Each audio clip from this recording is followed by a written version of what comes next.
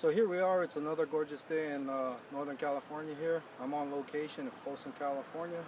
Today's date is April 24th, 2015. Right now it's about 10 o'clock in the morning. It's another gorgeous day here and I'm about to do my vlog. I'm at a local park here in the Folsom, California area. We have another busy day and it's Friday. It's the end to another busy week. We have a busy day here and it's an end to another busy week. As we say in Hawaii, it's Aloha Friday and I'm looking forward to the weekend for sure. It's been extremely busy this week and I'm ready for the weekend. So today I'm going to talk a little bit briefly about the vlog, and I'm on my second week of vlogs here. I'm extremely happy. It's been a lot of learning, it's been a lot of fun, and it's been challenging to put this vlog together. But I have to say I'm really happy with the fact that I finished my second week of vlogs, and starting Monday we'll be working on our third week of vlogs. So I'm really happy about that. When I started this in the beginning, I wasn't sure on how this was going to go or the content, but I think things are moving along and I'm getting excited every time I need to do a vlog on Monday, Wednesday, and Friday. I'm having a lot of fun putting this together, and so at the same time I hope you're enjoying the content that I'm sharing with you. And today we're going to talk about a property I went to in Mather, California.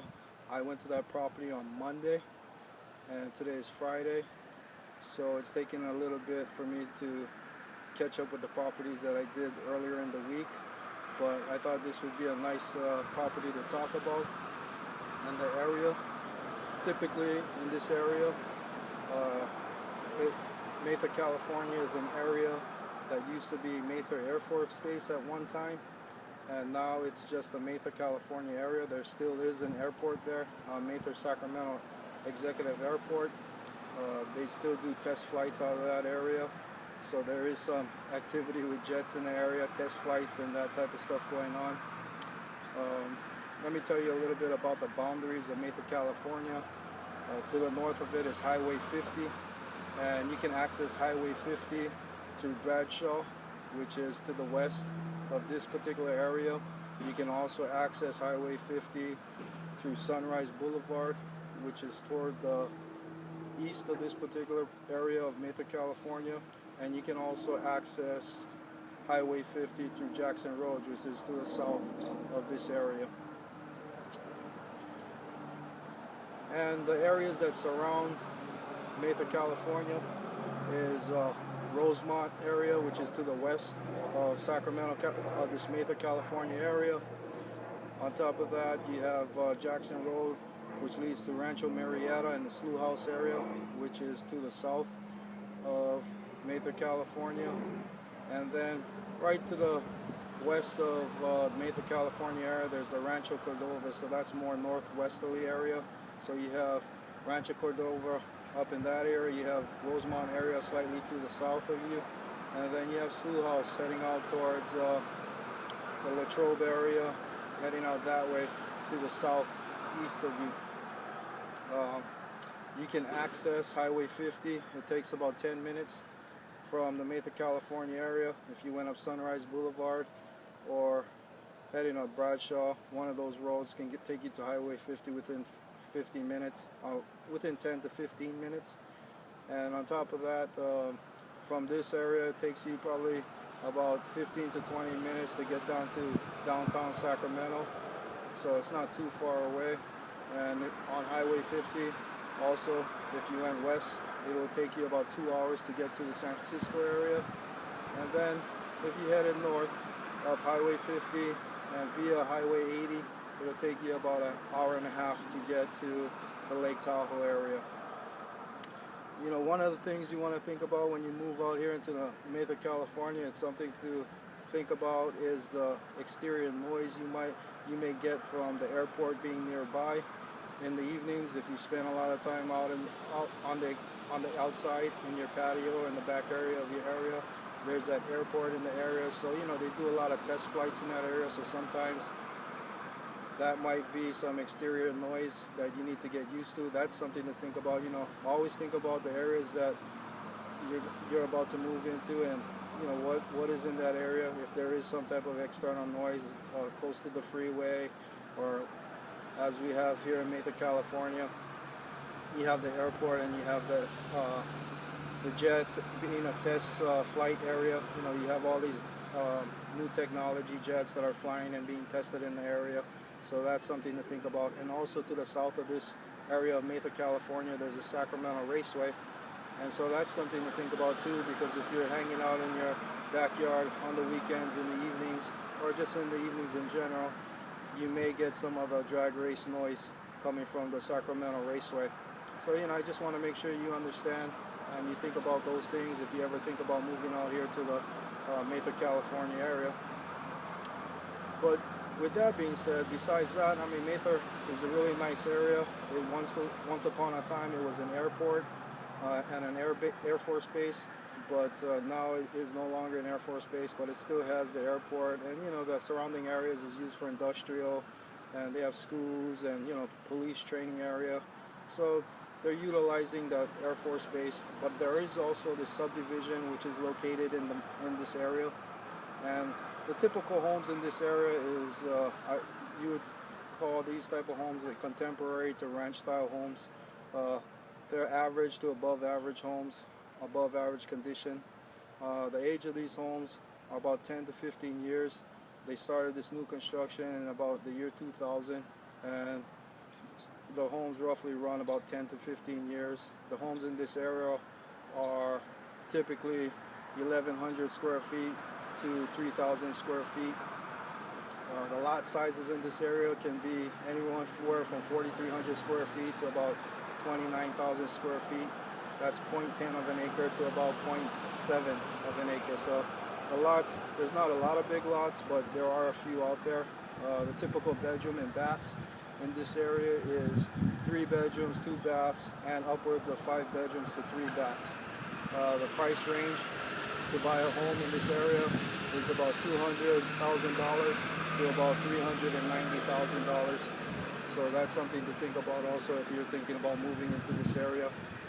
In Mesa, in this subdivision of Mesa, they actually have nice schools in this area, nice parks. Some of the areas are built around greenbelt areas, which have a lot of nice walking trails. So that's something that's really nice when you have the greenbelt areas and the walking trails. And some of the homes are actually back to greenbelt areas, the nature preserve areas. This particular property that I went to backs up to a greenbelt and has a nice little creek running through it. And I'll just talk about that shortly once we start talking about the property I went to see. So with this being the Mesa, California area, that's some of the characteristics of the area, a brief description of the area and how you can get from Mesa to downtown Sacramento or in and out of this area. So it's really convenient. Also, with that being said, we have Anatolia, which is a new subdivision in the area also that was built probably within the last 8 to 10 years. And this is a growing area, so that's something good to know. If you know you decide not to move in the Mesa area and you don't find a home there, there's also Anatolia, which is a nice area. They have a clubhouse and they have different things and different options there. That's something to think about in the future. Hopefully we do a home in the future in that area and we can talk about that area a little bit. I'm going to talk briefly about the property I went to see. The subject property that I went to see was a 2-story home, contemporary style home, 5 bedroom, 3 baths. It was about 2,800 to 3,000 square feet, one of the larger models in this particular area. The interior of this home was in pretty average condition, you know, probably average to above average. The kitchen area had granite countertops, oak cabinets, tile flooring, some nice stainless steel appliances. The bathrooms were pretty average condition. You know, they had cultured marble, tile and vinyl flooring. They had a really nice master suite bathroom that had your typical cultured marble, oak cabinets, you know, carpet and vinyl flooring. So it wasn't too above average, so it was right about that average type of construction for this home. And it had a nice master retreat with the master bedroom loft area. And this home was a 5 bedroom, 3 bath, so you know, two bathrooms upstairs, one bathroom downstairs with an additional bathroom downstairs, and 4 bedrooms upstairs. They had some custom paint, but as far as the interior of this home, it was pretty straightforward. And that's why I call it average condition, and the quality of construction was pretty average. But the great thing about this home that I went to see on Monday was not only was it the biggest floor plan in this subdivision, but they had a really nice custom backyard. Here we go, another custom backyard for this area. Talking about another custom backyard. And once again, I had a very fortunate to go see this backyard. It was actually in a magazine. They had some really nice, unique things going on with this property. Before we get into that, this property actually backed up to a green belt. And talking to the owner, he was saying that there's actually beavers in this area, and there's a creek that runs through the back, so the beavers tend to build natural dams. And so, you get the natural habitat, and his property backed up to the green belt, and there was also walking trails right behind him. So in the evenings, if you want to go out and get your exercise, it was really nice. You could go out there, get on the walking trails, and also, walk alongside the green belt. And having that's always nice because you don't have anybody looking into your backyard. So that's something to think about this property. And like I was saying, he had a model home type of backyard. He had some really nice stamped and colored stained concrete that surrounded his rock waterfall pool, which was really incredible, custom. He had some big boulders, river rocks, right on the edge of the pool that you could jump off of and jump into the pool, into the deep part of the pool. So that's something to think about when you're designing your pools. And he had that nice river rock waterfall. That's something to think about. And right to the side of the pool, he had this custom fire pit, which made it really unique and great for when you're out there outdoors. And besides having the fire pit, he had a nice outdoor kitchen area that had everything from the grill to the refrigeration, nice counter space. So whenever he had his guests over, that was perfect for entertaining. Also, he had this nice spa pad off to the side that he had a separate spa area just in case you wanted to jump in the spa, and that was separate from the pool. He had this incredible slate tile patio sitting area, which was custom and gave the back area a lot of character. And on top of the sitting area, it was covered with a nice vinyl patio cover. So, this property was totally dialed from the outside. Magazine, custom home. It was actually in a magazine just because of how nice this landscape backyard was. So he pretty much had everything you can have. And then another new feature nowadays is having those modules where you can control your pool and the temperature of your pool from anywhere. You could be at work and you want to turn your temperature on in your pool, or you could be upstairs in the house and you can control the temperature of your pool. But this was a new system that you can control from anywhere, like I said, from your office or from anywhere in your home. And so when you got home in the evenings, your pool was ready to jump in at the temperature you want it to be. So that's something to think about. That was something new. I don't see a lot of homes and pools with that type of stuff. So, and his landscaping was incredible. He had custom lighting. I'm talking about this custom landscape pool area that was in the magazine. It was model home style. It had everything. And like I said, it had the new module systems that you control your pool, and timers and everything. And like I said, an incredible outdoor kitchen area. So besides that, I want to remind you to catch my short video of the area. I actually put together a little short video besides trying to do this vlog and talk about the area of Mather, California, and give you a description of the home and the area. I put together a little video while I'm in the area. I drive the area, and so you can get a feel and personality of this area. So make sure you check that out. It's a nice little short video, probably about 1 minute to 2 minutes long. I have a quick spring tip for you. This is something to think about, being that we're getting into warm weather again.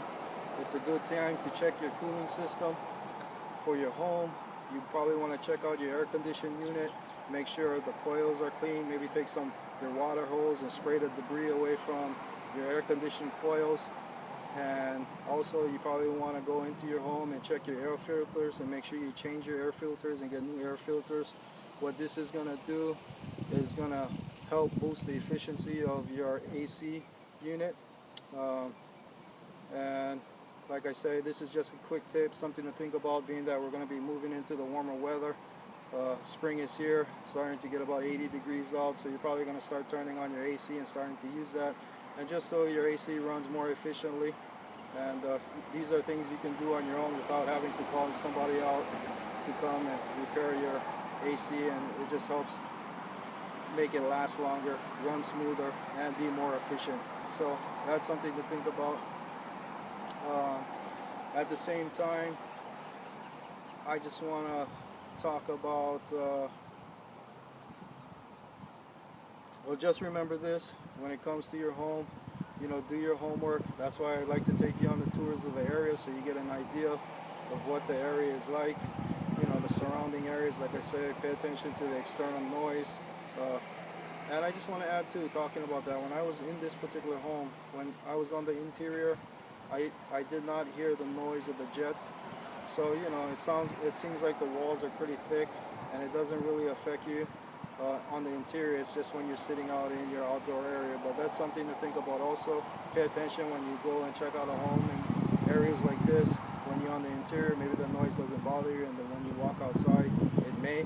Or sometimes there may be, when you are on the interior part of the home, there might be some noise you hear from the outside. So that's something you want to think about, you know, when you're sleeping 2 o'clock in the morning, or, you know, in the afternoon. If you're one of those persons that work at night and sleep during the day, and you have the jets flying around, is this going to disturb you? It's just a thought, something to think about. So we basically covered the Mesa area. This home I went to was one of the largest floor plans in the Mesa area. I'm going to briefly talk about the next video, which will probably be about El Dorado Hills. I was up in that area. It might be a good story. I think it'll be a good investment story from the standpoint of when these homeowners bought the home, what they did to it. They did quite a bit of updating, and actually where the prices of the homes are now, you'll be surprised on the appreciation it has at this point after about 2 years. And now that they've done the updating, it can be considered as one of the upper tiers price range in this area. So that's something we'll talk about on Monday. That'll be our next video coming up.